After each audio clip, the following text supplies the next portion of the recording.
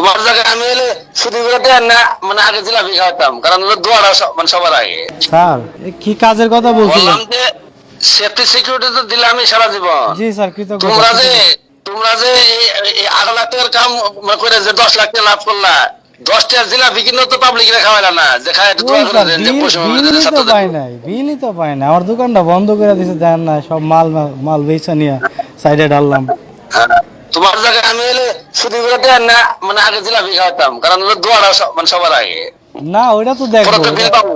ওইটা তো দেখবো স্যার, এটা দেখবো ইনশাল্লাহ। তাই না? জি স্যার, ইনশাল্লাহ। ঠিক আছে, তাহলে তাহলে জিলাপির অপেক্ষা রইলাম নাকি? জিলাপি না অন্য কিছু?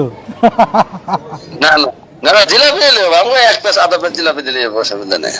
আচ্ছা ঠিক আছে, ওই দিন দেখলাম মসজিদে জিলাপি বাড়ছেন। ওটা তো আমি দিলাম। আপনি তো যে কথা, আমি তো একই কথা।